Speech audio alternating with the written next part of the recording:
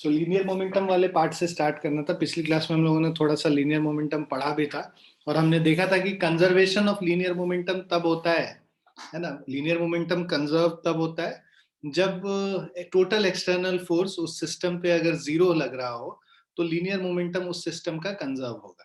ठीक है, अब वो उस पे बेस्ड न्यूमेरिकल्स आज हम लोग करेंगे, है ना।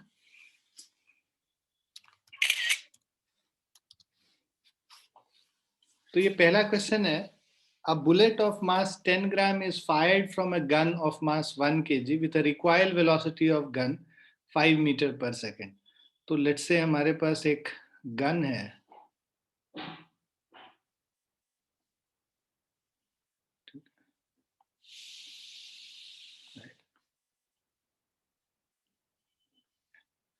सो बुलेट का मास m1 इज इक्वल टू 10 ग्राम है। तो 10 ग्राम को केजी में कन्वर्ट करोगे 0.01 kg हो जाए। Fired from a gun of mass 1 kg,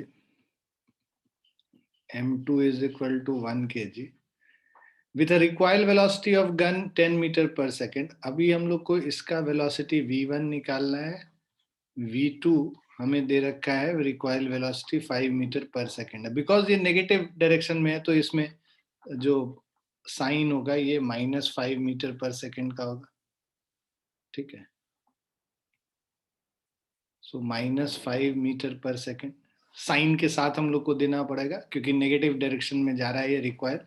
v1 इधर हो रहा है, ये फाइनल वेलोसिटीज है। फाइनल वेलोसिटी हमें निकालना है, फाइनल वेलोसिटी इसका दे रखा है, गन का दे रखा है।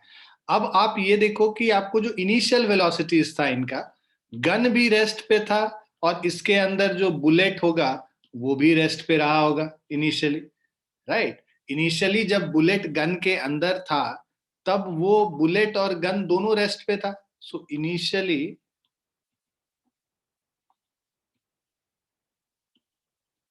when the bullet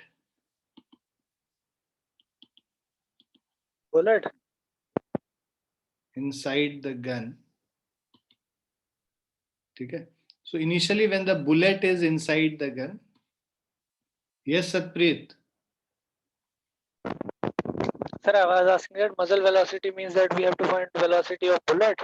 velocity of bullet with respect to gun, muzzle velocity मतलब इसके बाहर जब निकला उस समय क्या वेलोसिटी था। ठीक है, Sir, velocity, relative velocity.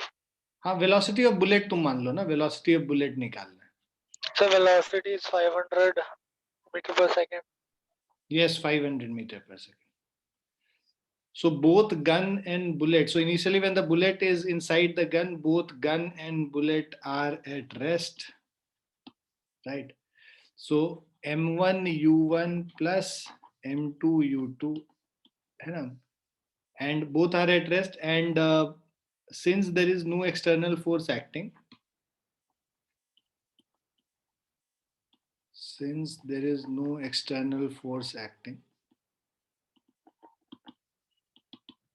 hence momentum of gun plus bullet system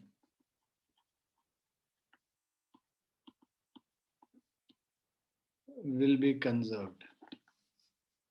So M1 U1 हमारा, ठीक है सर, तो U1 हमारा 0 है तो 0.01 into 0 plus 1 into 0 is equal to M1 V1 plus M2 V2, है ना। मोमेंटम कंजर्व है, total initial momentum is equal to total final momentum, total initial momentum is equal to total final momentum. So final momentum m1 हमारा 0.01 into v1 is equal to m2 1 into plus 1 into -5 हो गया। So ये 0 is equal to 0.01 v1 minus 5 5 divided by 0.01 is equal to V1. So V1 will be equal to 500 meter per second.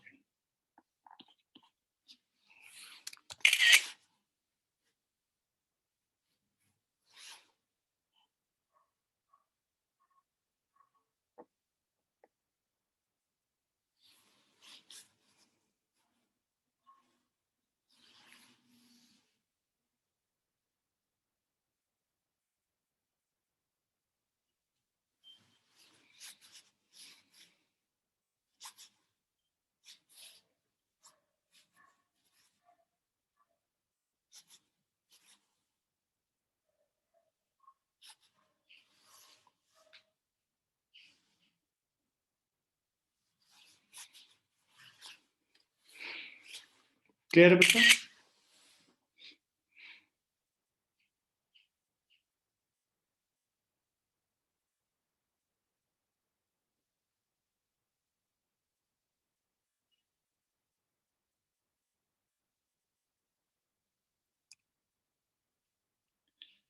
Next question तो पढ़िए।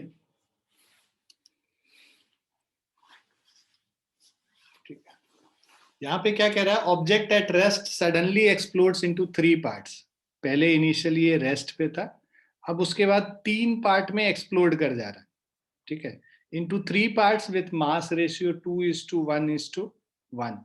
तो अगर हम लोग एक का मास 2m करते हैं, फिर m और m, ये 3 पार्ट में हो रहा है। The parts of equal masses move at right angles to each other.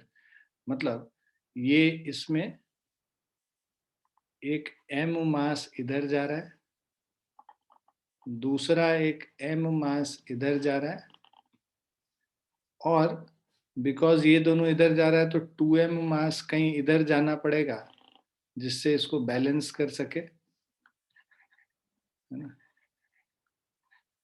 सो ये 2m मास लेट्स से इधर जा रहा है।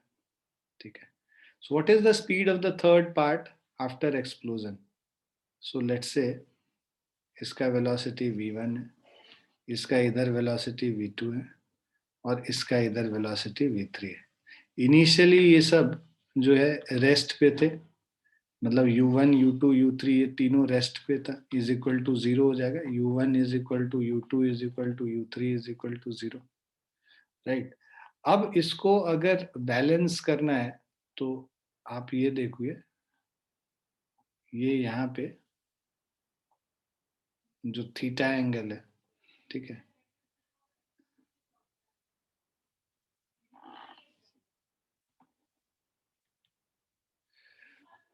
ये लेट से एंगल थीटा है। ठीक है, सो ये इसका मोमेंटम इस डायरेक्शन में जो होगा 2mv3 इंटू कॉस थीटा हो गया, और इस डायरेक्शन में जो हो गया 2mv3 इंटू साइन थीटा हो गया।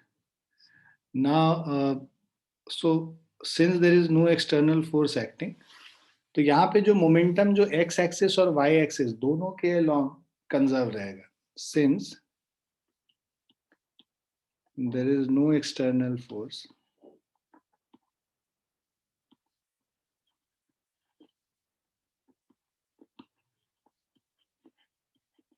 acting on the system,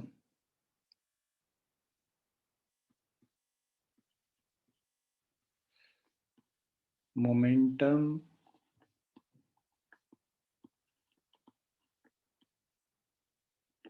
will be conserved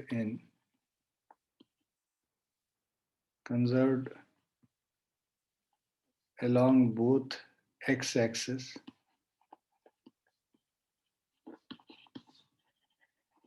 and y-axis। ठीक है, सो एक्स एक्सिस के अलोंग अगर हम लोग देखते हैं, यहाँ पे देखो इनिशियल मोमेंटम तो सबका 0 था। ठीक है, तो 0 इज इक्वल टू m वाला इधर जा रहा है, राइट साइड में जा रहा है, mv2 राइट साइड पॉजिटिव ले लो, mv2 minus 2m into v3 sine theta.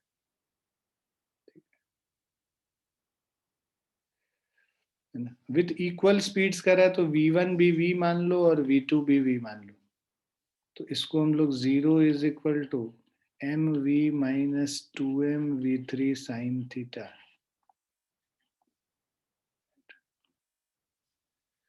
So this will give us 2m v3 sin theta is equal to mv. m और m कट गया. So v3 is equal to v by 2 sin theta. First equation.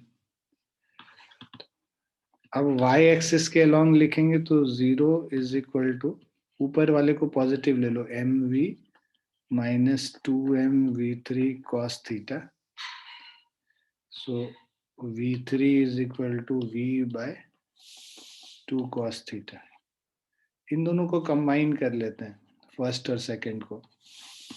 From first and second we have v by 2 sin theta, v by 2 cos theta.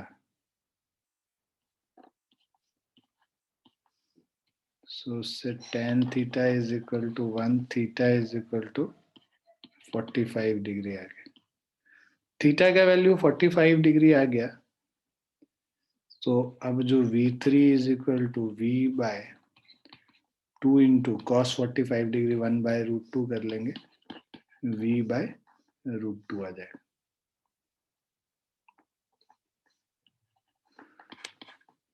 Clear है बच्चों?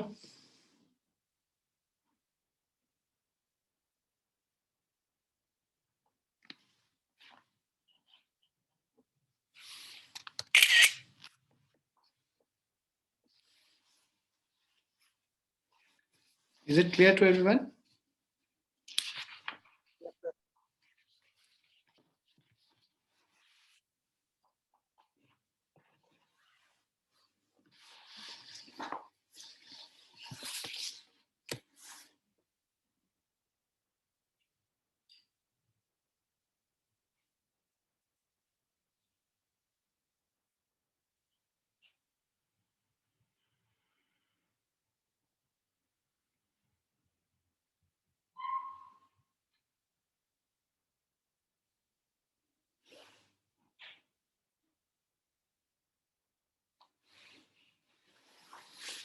Now next question.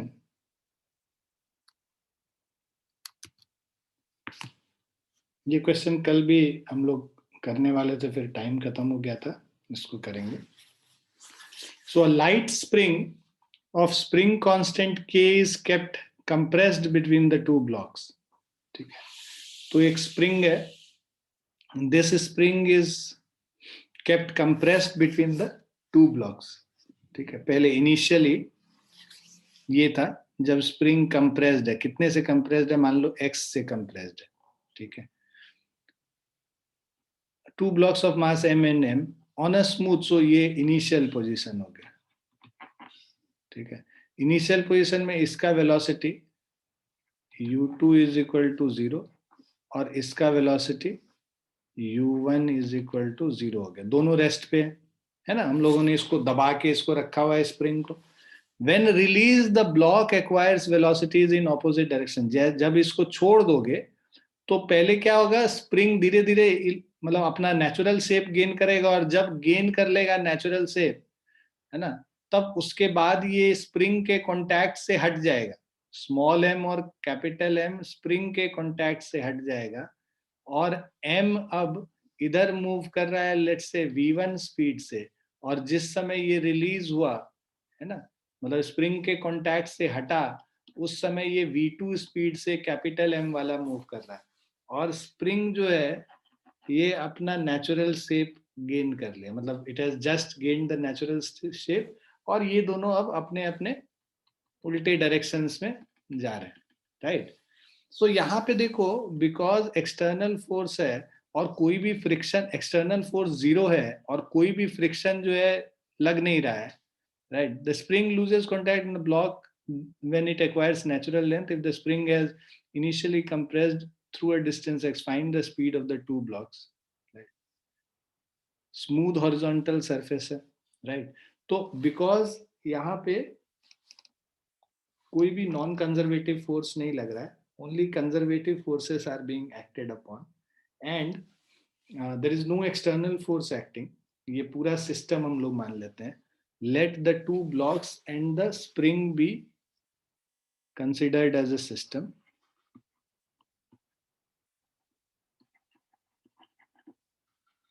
So let the two blocks and the spring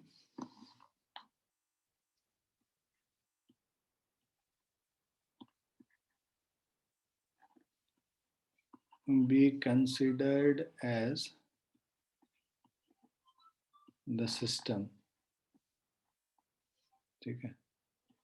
So let the two blocks and the spring be considered as the system.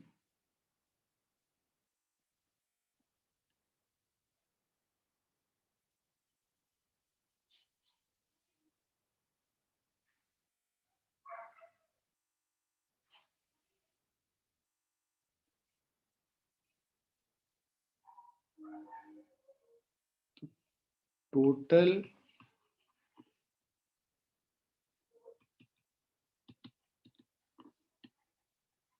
initial momentum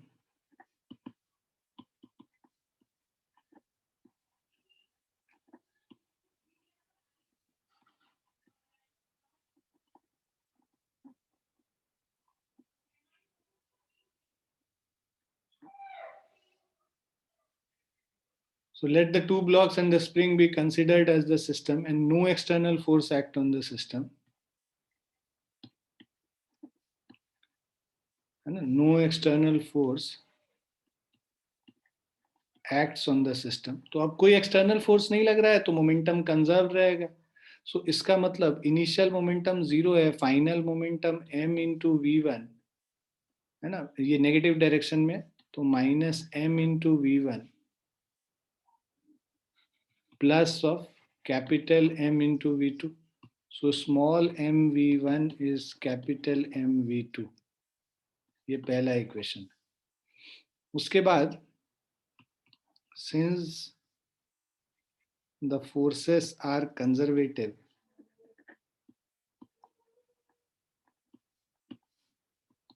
hence total mechanical energy is conserved.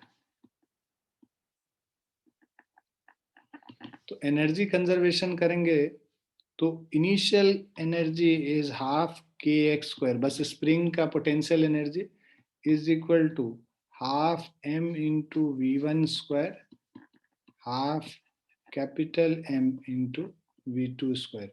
जब spring अपना natural shape gain कर लिया तो उसमें कोई भी elongation नहीं रहा होगा और उस समय स्प्रिंग का पोटेंशियल एनर्जी 0 होगा, है ना.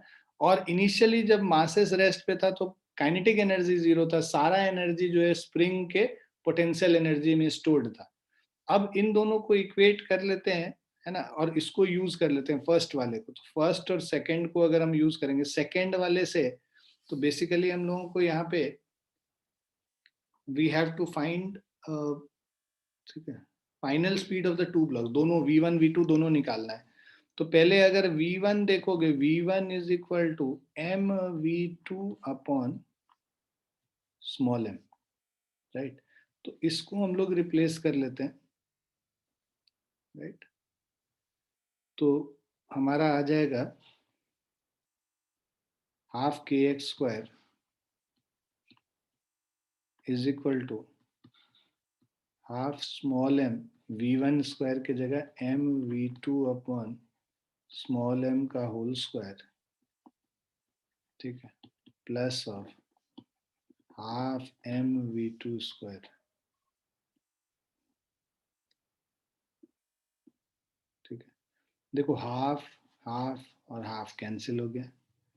सो अब ये हमारा k x square is equal to small m capital M square v2 square by small m square plus capital M v2 square.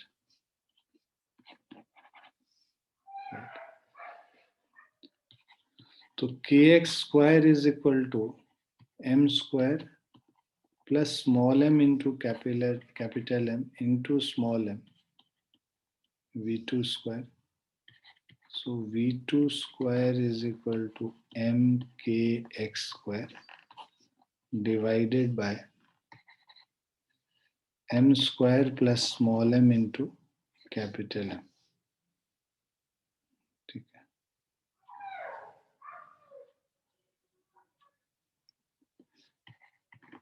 V2 is equal to root under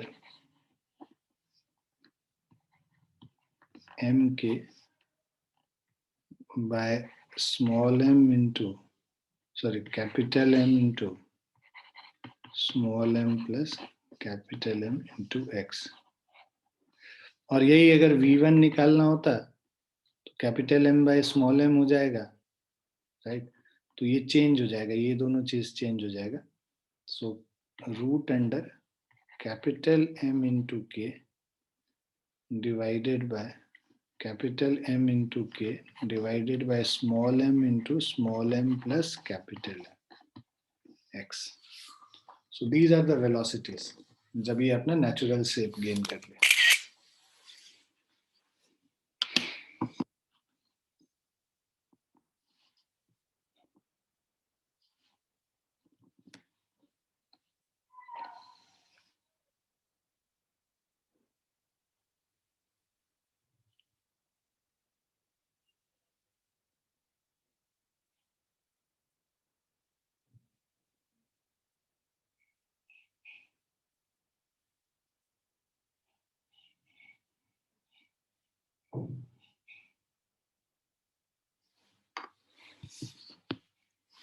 ठीक है बच्चों, आ गया समझ?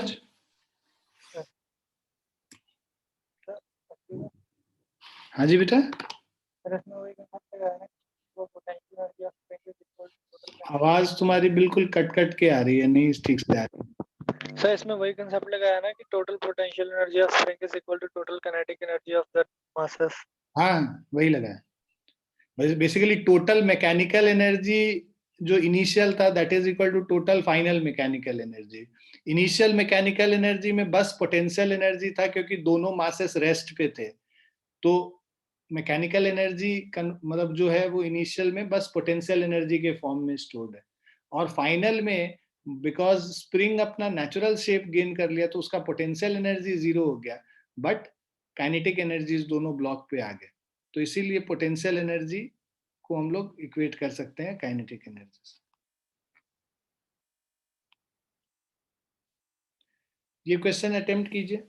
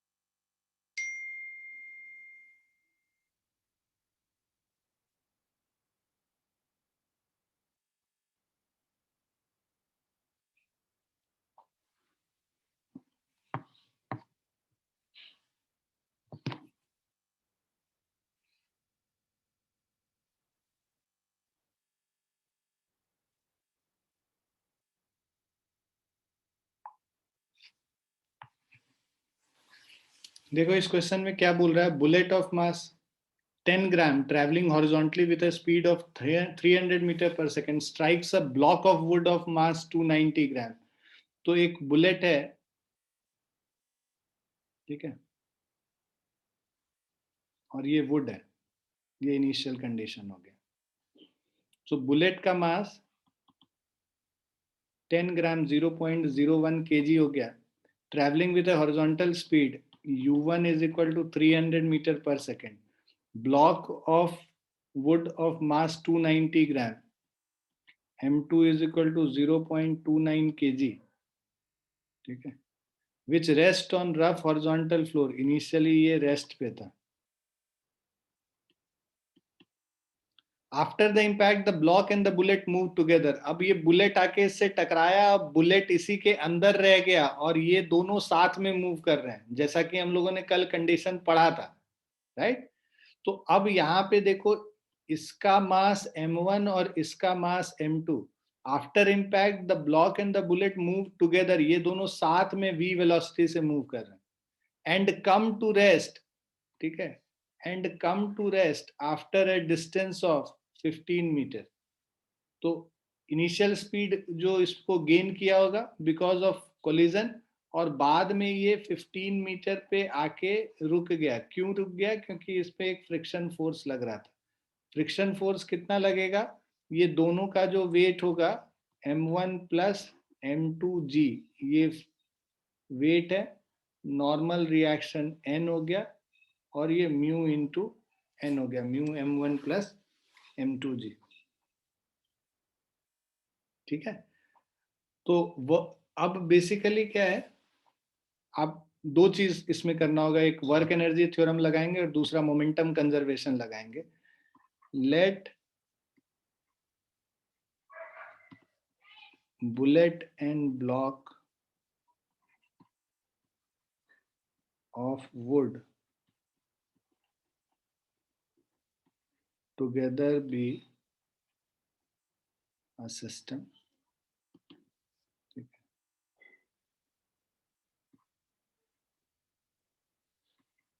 so by conservation of momentum,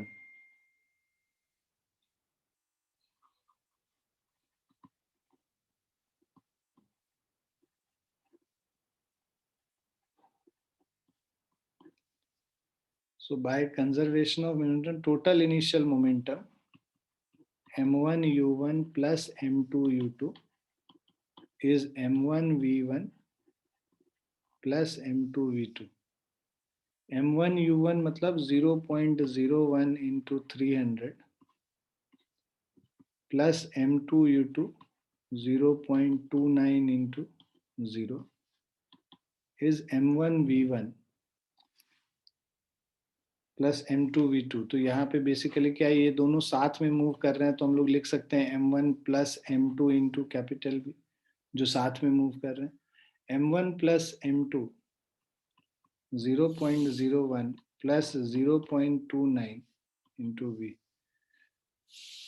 0.01 into 300 करेंगे तो ये 3 plus 0.29 into 0, तो 3 plus 0 हो गया, इज इक्वल टू 0.3v, और v is equal to 10 metre per second निकल गया,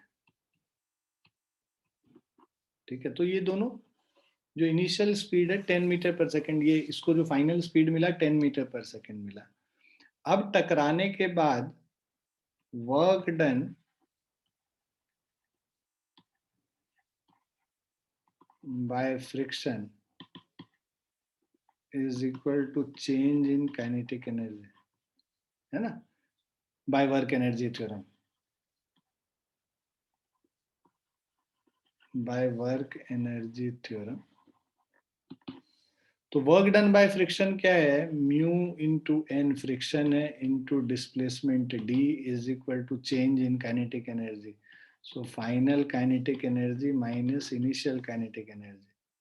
अब ये जो फ्रिक्शन फोर्स है ये नेगेटिव डायरेक्शन में, राइट, तो minus of mu into N का value m1 plus m2 into G हो जाएगा into D. Final kinetic energy, finally ये क्या है, रेस्ट पे आ गया, comes to rest, right? Final kinetic energy 0 minus initial kinetic energy half m1 plus m2 total mass into v square.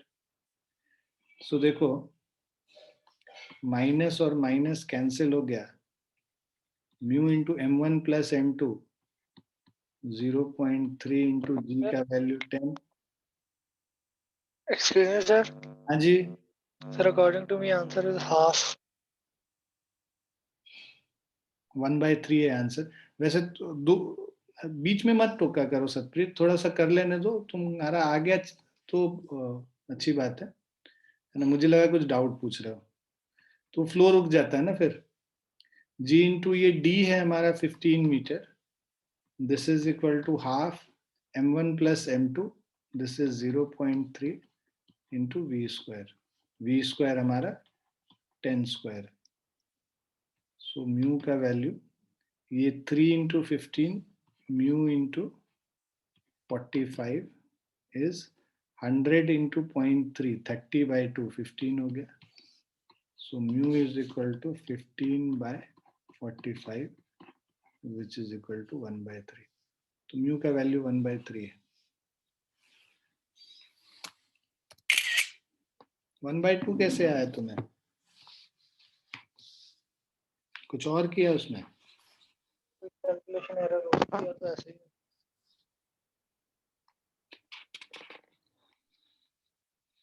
Concept यही लगेगा।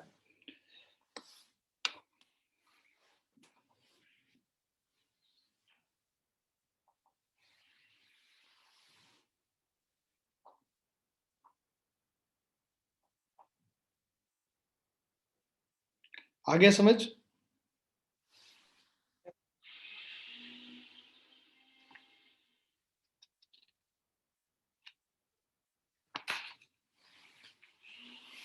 Next question,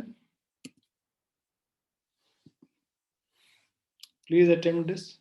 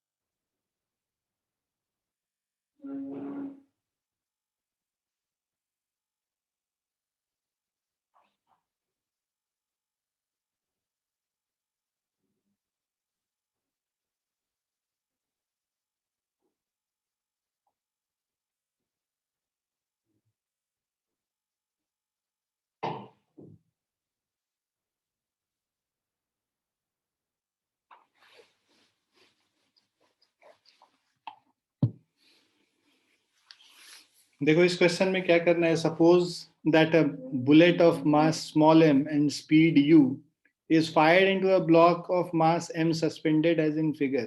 तो इनिशियली ये block, ये जो बुलेट है इसका स्पीड u है, और जो ये जो ब्लॉक है इसका जो स्पीड होगा ये 0 होगा, इनिशियल स्पीड. बाद में the bullet embeds in the block, मतलब इसके अंदर ये बुलेट रह जाता है और ये दोनों साथ में मूव कर रहे हैं, राइट. तो जब ये दोनों साथ में मूव कर रहे हैं, किस हाइट तक मूव करके पहुंचे, मतलब जब ये इसके अंदर एम्बेड हो गया बुलेट, तो उस समय कुछ स्पीड रहा होगा दोनों का, कॉमन स्पीड v, और उस स्पीड की वजह से ये किसी हाइट तक पहुंचेगा. सो बेसिकली यहाँ पे जो काइनेटिक एनर्जी आया वो पोटेंशियल एनर्जी में कन्वर्ट होके उसको हम लोग निकाल सकते हैं कितने हाइट तक गया. सो by momentum conservation, mu plus m into 0 is equal to small m plus capital M into common velocity v. So this is mu is equal to small m plus capital M into v. So v is equal to mu by small m plus capital M. ये first equation हो गया. अब after the bullet embeds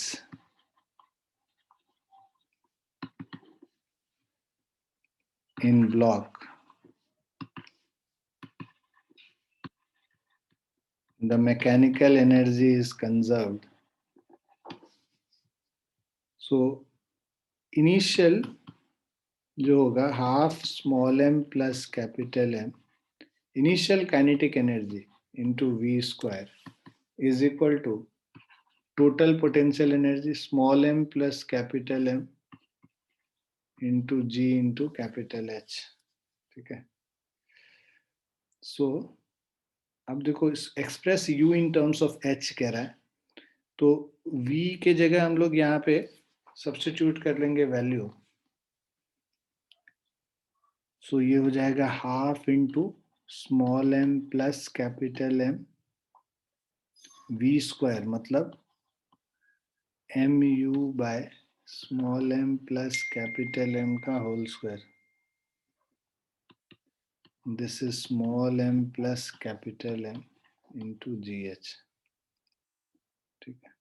small m plus capital M तो cancel हो गया ये दोनों तरफ. सो हमारे पास जो वैल्यू आएगा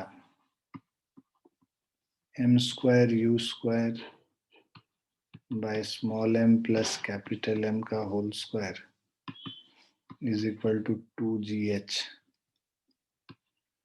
तो u square is equal to small m plus capital M का whole square by m square into 2GH. So this will give you u is equal to small m plus capital M by small m into root under 2GH. Is it clear, बच्चों? Yes, sir.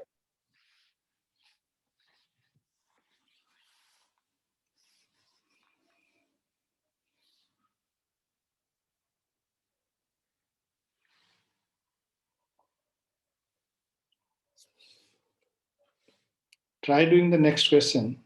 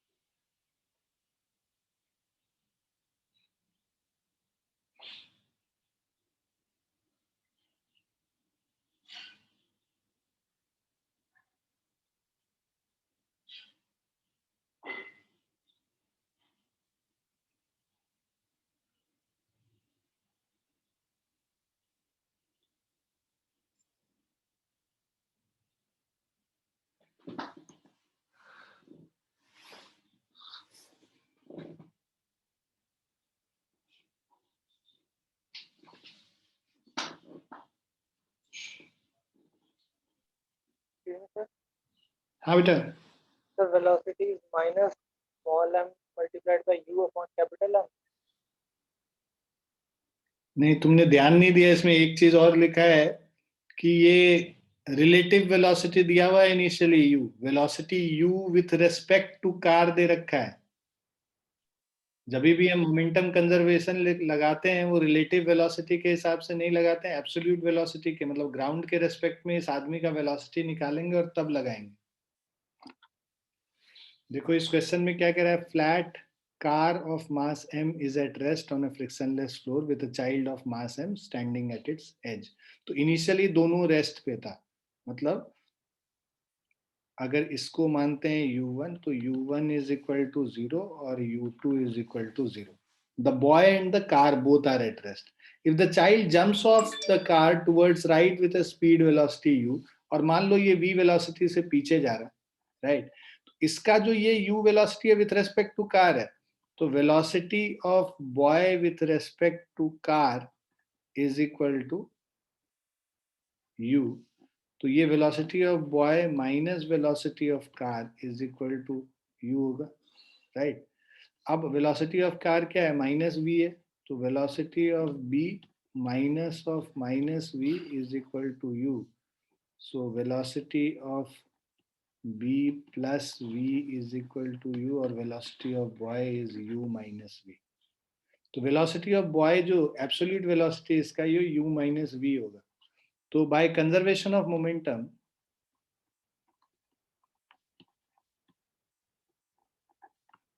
अब हम लोग conservation of momentum लगाएंगे, initial momentum जो है zero हो गया, m Sir, into zero।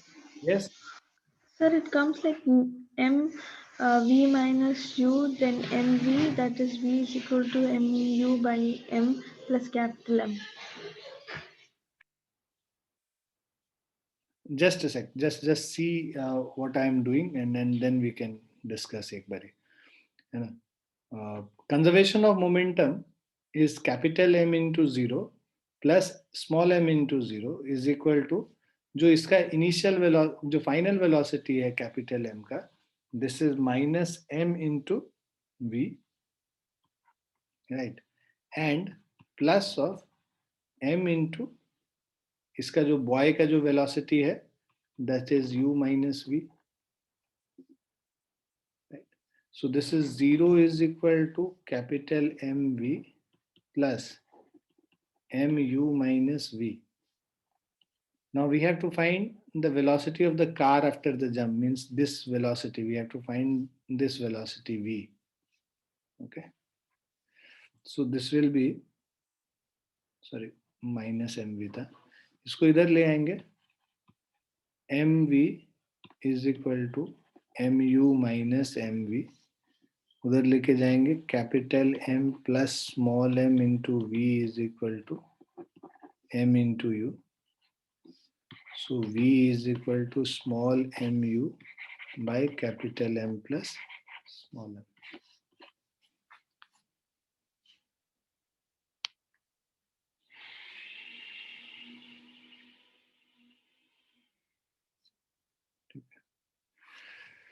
So this is the velocity.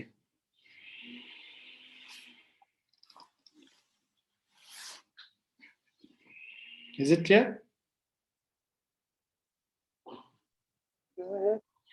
Yes. तो ये जो आपने वो लिखा है कैपिटल M into V, हाँ तो जी, वो उधर जाकर माइनस की नहीं होगी सर? यहाँ पे लिखा तो minus v, minus m v तो लिख रहे हैं फाइनल मोमेंटम में, माइनस m, ये v का डायरेक्शन ऑपोजिट है इसीलिए तो माइनस एम वी लिखा है यहाँ पे। ये माइनस एम वी है और इधर जाएगा तो ये पॉजिटिव नहीं हो जाएगा, प्लस एम वी नहीं हो जाएगा, यस सर। ये इधर जाके प्लस एम वी हो गया, फिर ये माइनस एम वी उधर गया। ये मैग्नीट्यूड बता रहा है बेसिकली, डायरेक्शन तो तुमने पहले ही ले लिया है कि नेगेटिव साइड। अगर यहाँ पे हम लोग डायरेक्शन नहीं लेते तो यहाँ पे नेगेटिव आता फिर, ठीक है। तो डायरेक्शंस तो हम लोग को पहले ही कंसिडर करना है ना जब मोमेंटम हम लोग लिख रहे हैं इसका।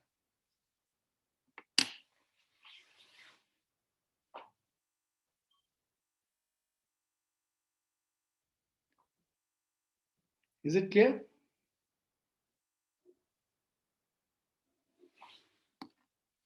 Yes, sir.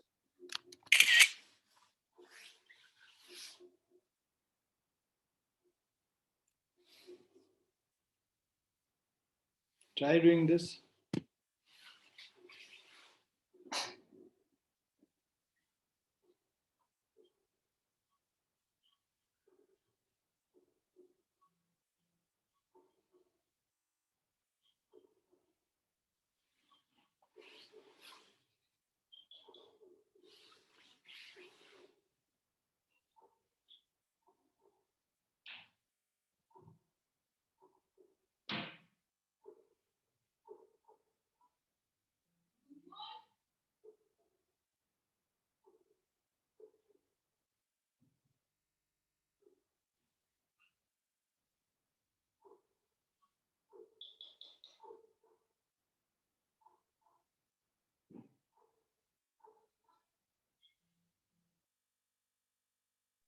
More than 45 degree. More than 45 degree.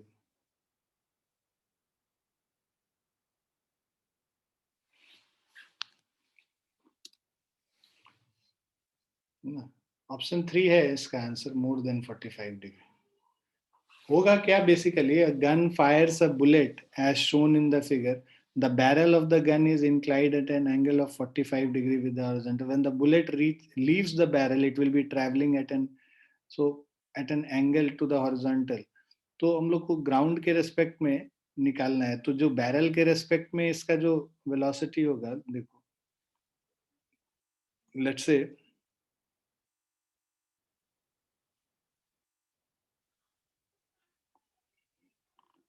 ठीक है, ये अगर हम लोग बैरल ले लेते हैं, इससे जो बुलेट निकल रहा है, ठीक है,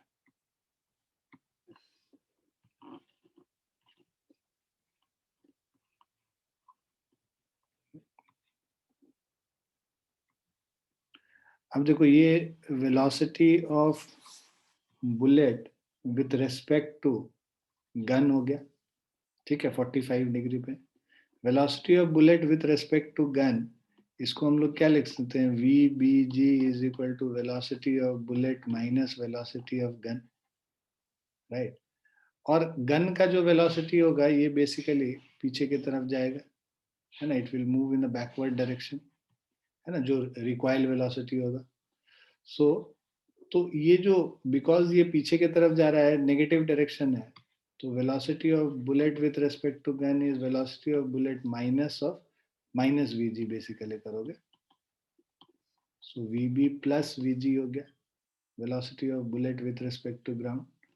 सो जो वेलोसिटी ऑफ बुलेट है, actual velocity of bullet, that will be VBG minus velocity of gun, right?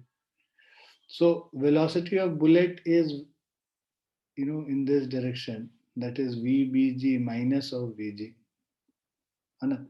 और इस तरफ, इस डायरेक्शन में जो है ये velocity of bullet with respect to gun जो होगा वो उतना ही होगा जितना वेलोसिटी ऑफ बुलेट है, क्योंकि इधर तो कोई भी रिकॉइल हो नहीं रहा है, तो ये वेलोसिटी सेम रह जाएगा, ये वेलोसिटी रिड्यूस हो गया, राइट। तो देखो ये ज्यादा है और ये रिड्यूस हो गया, तो ये फाइनली क्या है, ये जब निकलेगा तो it will move at an angle greater than 45 degree. Is it clear? See, जो हॉरिजॉन्टल वेलोसिटी है, this is what horizontal velocity, horizontal velocity is less than VBG, and ये जो है VBG, जो भी horizontal velocity is less than VBG by √2, जो भी cos 45 degree, right. और दिस वाला, ये जो वर्टिकल वेलोसिटी है, that is not going to change, that is going to remain the same, because ये वर्टिकल डायरेक्शन में there will be no recoil, because of recoil this velocity is reducing, right, horizontal velocity, vertical velocity remains the same, and that's why the angle will be greater than 45 degree. Is it clear? Yes, sir.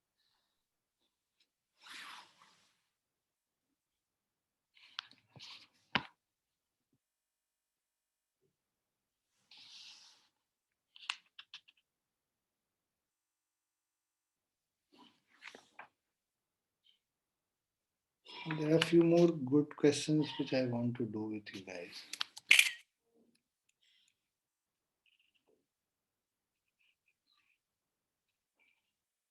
Please do this question.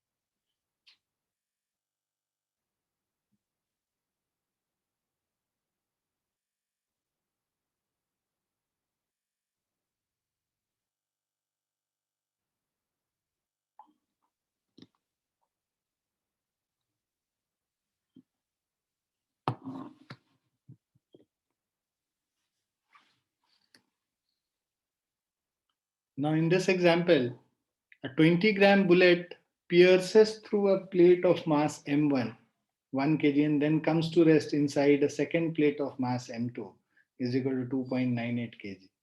ठीक है, तो इसके through, ये first वाले के through तो पास कर जाता है और दूसरे वाले में जाके एम्बेड हो जाता है. ठीक है, सो it is found that the two plates initially at rest now move with equal velocities.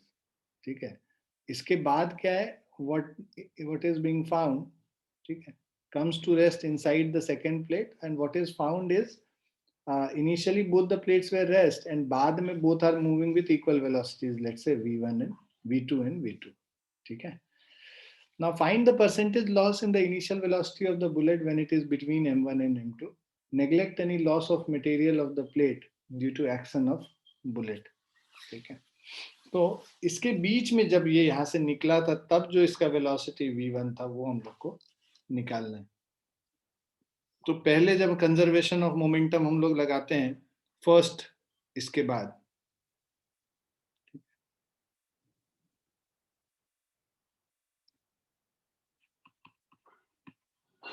जब फर्स्ट केस होगा तब इनिशियली ये मूव कर रहा था let's say m into we से, बाद में है ना, और ये m1 तो रेस्ट पे था, बाद में m1 v2 से मूव कर रहा है और m v1 से मूव कर रहा है. राइट. सो जो बुलेट का मास है 20 ग्राम है, 0.02 kg इंटू इनिशियली जो बुलेट है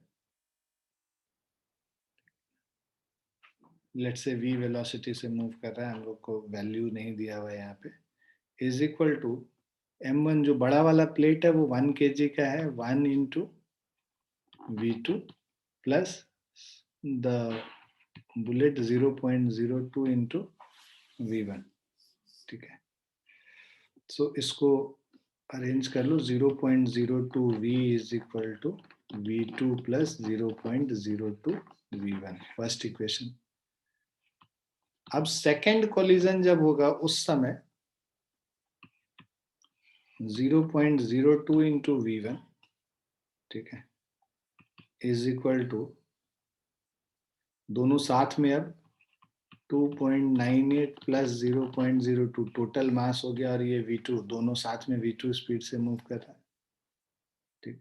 तो इससे आ जाएगा 0.02 v1 is equal to 3v2. Right. Second equation. अब हम लोग को v1 v2 को v1 के टर्म्स में हम लोग लिख सकते हैं, क्योंकि हम लोग को v ये निकालना है, क्वेश्चन में जो निकालना है आपको percentage loss in the initial velocity, मतलब v minus v1 by v into 100. So this is what is the percentage loss in initial velocity.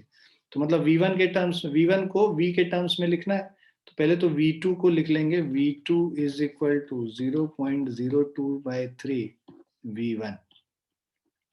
अब 1 और 3 को कंबाइन कर दो, 1 एंड 3 को जब कंबाइन कर देंगे 0.02 v is equal to v2 को 0.02 बाय 3 v1 प्लस 0.02 v1 हो गया.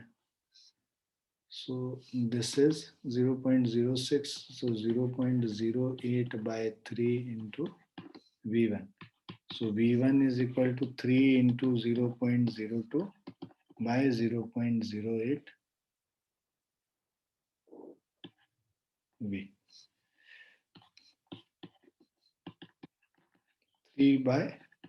3 by 4 v हो गया v1. So this is v minus v1, so percentage decrease is equal to v minus 3 by 4 v divided by v into 100. So this is 25%. v minus 3 by 4 v 1 by 4 v हो जाएगा, v cut गया, तो 1 by 4 into 100 करोगे 25% आ जाएगा. Clear है बच्चों?